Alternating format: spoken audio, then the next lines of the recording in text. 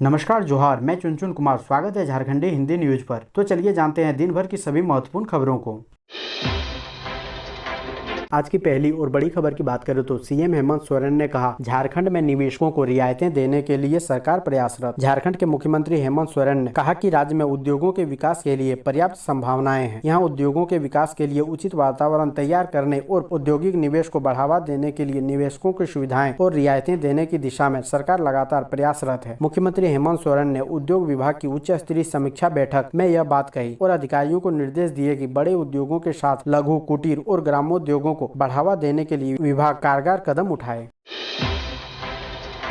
अगली बड़ी खबर की बात करें तो झारखंड में डेल्टा प्लस वेरिएंट का खतरा, 1 माह से अटकी है जांच रिपोर्ट। कैसे बनेगी तीसरी लहर के लिए रणनीति? झारखंड में कोरोना के डेल्टा प्लस वेरिएंट का संक्रमण है या नहीं, इसे पता लगाने में राज्य सरकार का हाल बेहाल है। इसका कारण जीनोम सीक्वेंसिंग के लिए ILS लैब भुवनेश्वर भेजे गए करीब 249 सैंपल की रिपोर्ट 1 माह बाद भी नहीं मिलना है। ये सैंपल 12 जून से लेकर 21 जून तक भेजे गए हैं। ऐसे में तीसरी लहर को लेकर राज्य सरकार कैसे नई रणनीति तय करेगी, यह बड़ा सवाल है।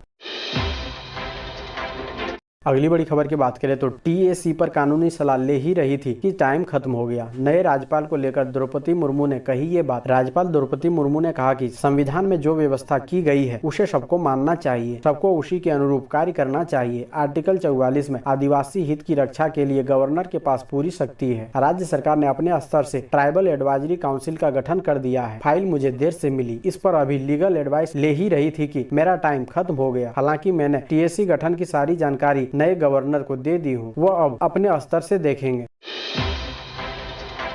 अगली बड़ी खबर की बात करें तो धीरे धीरे फ्लू जैसा हो जाएगा कोरोना। ICMR के विशेषज्ञ बोले, हर साल लेना पड़ सकता है टीका। कोरोना वायरस महामारी जारी है, लेकिन एक्सपर्ट ने संभावना जताई है कि कुछ समय बाद कोविड-19 बीमारी भी इन्फ्लुएंजा की तरह ही हो जाएगा। साथ ही कहा जा रहा है कि ज्यादा जोखिम वाली आबादी को इससे बचाव के लिए हर साल कोरोना वैक्सीन लेने की जरूरत पड़ सकती है। फिलहाल देश में कोरोना संक्रमण की तीसरी लहर को लेकर तैयारियां की जा रही है। जानकारों ने चेतावनी दी है कि अगर लोगों ने कोविड संबंधी व्यवहार का पालन नहीं किया तो तीसरी लहर की दस्तक 6 से 8 हफ्तों में ही हो सकती है।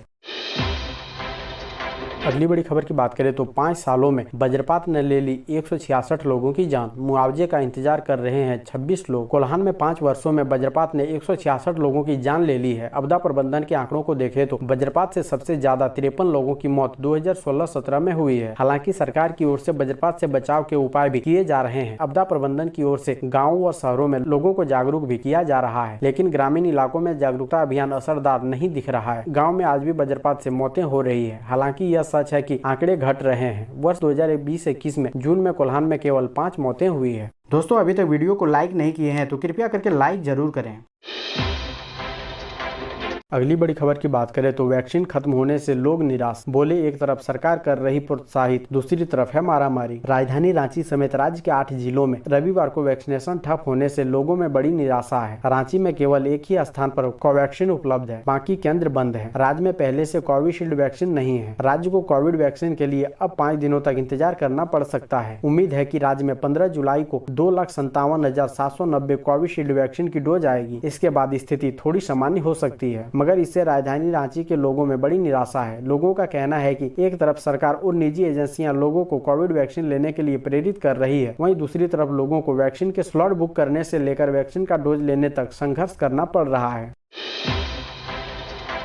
अगली बड़ी खबर की बात करें तो 1 वर्ष बाद फिर शुरू हो रहा बंध्याकरण और नसबंदी। कोरोना के कारण था बंद। धनबाद जिले में कोरोना वायरस की लहर कम होने के बाद आज से परिवार स्वास्थ्य मेला सप्ताह शुरू होने जा रहा है। यह मेला 11 जुलाई से 24 जुलाई तक जिले भर में चलेगा। कोरोना वायरस के संक्रमण के कारण पिछले वर्ष से ही जिले में नसबंदी और बंध्याकरण का ऑपरेशन बंद है। 1 वर्ष के बाद अब फिर से जिले में बंध्याकरण व नसबंदी ऑपरेशन शुरू होगा। इसको लेकर स्वास्थ्य विभाग ने सभी सामुदायिक स्वास्थ्य केंद्र में अलग अलग टीम तैनात किया है। Civil surgeon doctor Gopal Das ने बताया कि संक्रमण कम होने की वजह से मुख्यालय की ओर से मेले की अनुमति दी गई है। कोविड के निर्देशों का पालन करते हुए मेला का संचालन किया जाएगा।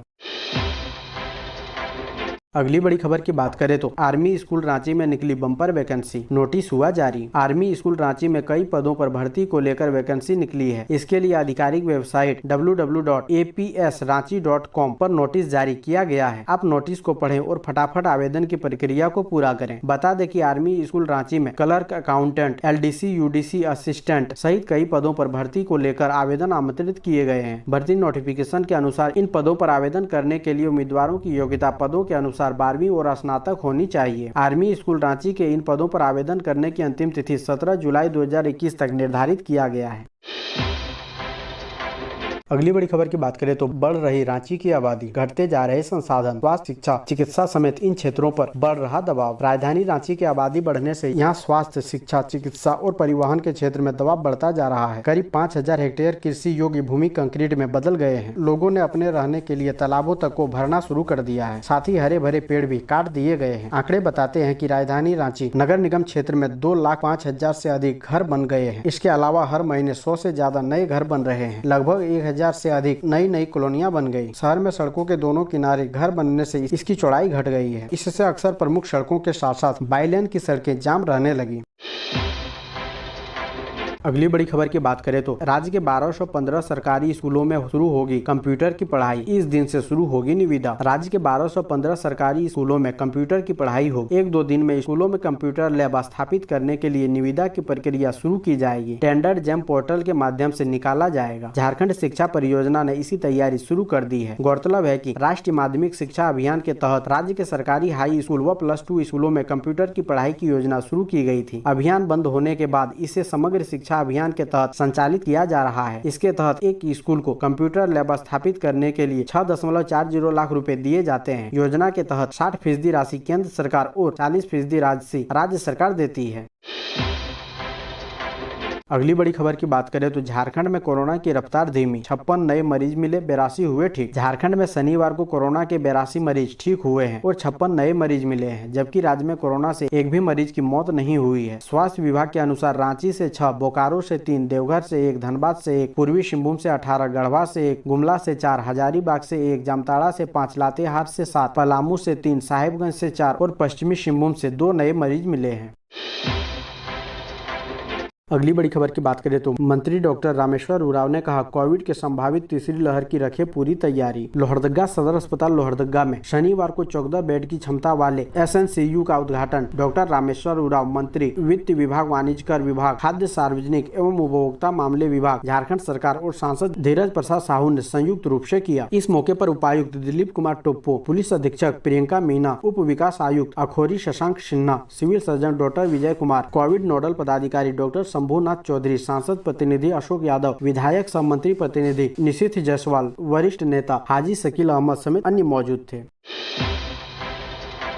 अगली बड़ी खबर की बात करें तो झारखंड की स्वास्थ्य व्यवस्था का सूरत हाल। साहिबगंज सदर अस्पताल में नहीं थी डॉक्टर, जुड़वा बच्चों की मौत। साहिबगंज के सदर अस्पताल में शनिवार सुबह प्रसव के बाद एक महिला के जुड़वा बच्चों की मौत हो गई। ड्यूटी पर चिकित्सक के मौजूद न होने से नाराज स्वजनों ने हंगामा किया। कहा कि चिकित्सक होती तो बच्चों की जान बचाई जा सकती थी। DC रामनिवास यादव ने सूचना पाकर ADC अनुज कुमार को जाँच के लिए भेजा। प्रारंभिक जाँच में डॉक्टर की लापरवाही की बात सामने आई है। काफी इलाज वो IVF तकनीक के सहारे शादी के 20 साल बाद महिला गर्भवती हुई थी। उसे एक लड़का व लड़की हुई, मगर जुड़वा बच्चों की मौत हो गई। इससे स्वजन का रो रो कर बुरा हाल है।